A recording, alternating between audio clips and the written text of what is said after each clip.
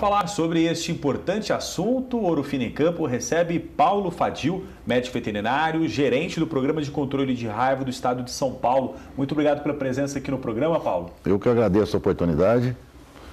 Paulo, vamos começar do início, né? Que tem muito produtor que ainda tem dúvidas em relação sobre o que é a raiva. A raiva está entre as doenças que a gente chama de síndrome neurológica, ou seja, é uma sintomatologia nervosa. Existem várias enfermidades que apresentam um quadro semelhante. É uma doença fatal, quer dizer, a partir do momento que apresentou os sintomas, não tem cura, o animal vai morrer. E essa doença, no caso de bovinos e equinos, ela é transmitida pelo morcego hematófago. É um morcego que se alimenta de sangue desses animais, né?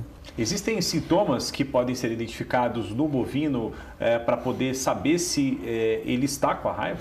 A sintomatologia, como eu disse, é uma sintomatologia nervosa. Então o animal inicia como incoordenação motora, então o animal começa a andar cambaleante. Que, inclusive eu vou colocar a imagem que a gente tem. Isso, a gente tem algumas imagens.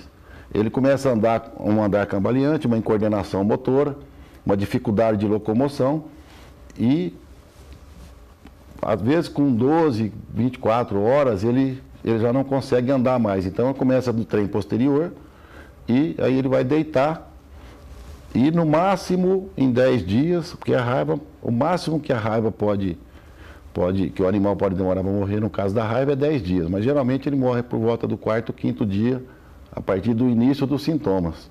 Então a gente vê uma incoordenação, aí o animal não consegue mais levantar depois de 12, 24 horas.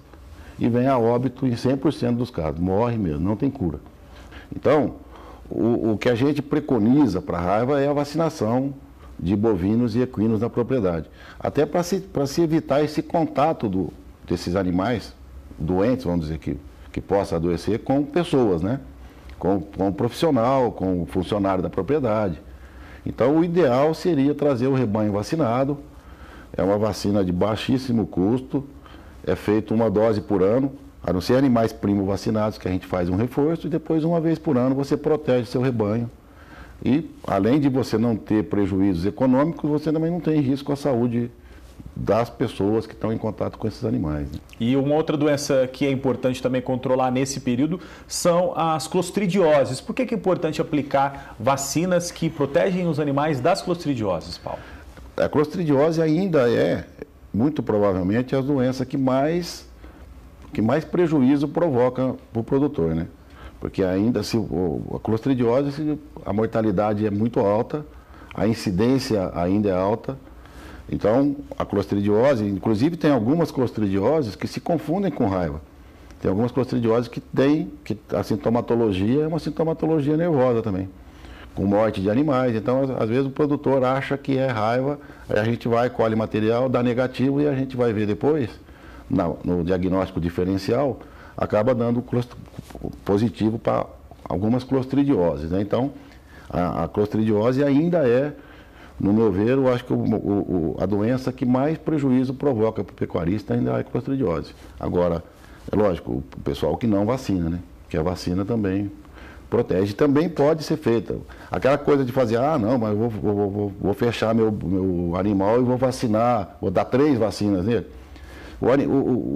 O que atrapalha, às vezes, a imunidade é o estresse do animal, é o quadro clínico dele, se ele está bem nutrido, tal. Não é 2 ou 3 vacinas que vai dar alguma intolerância. Então, o animal estando bem nutrido, fazer uma vacinação tranquila, sem muita correria, para evitar estresse do animal. O mais importante é isso aí, o animal responde bem a essa vacinação e você aproveita o manejo e já consegue pode aí proteger os animais de 3 doenças, a fitose, a raiva, as clostridioses.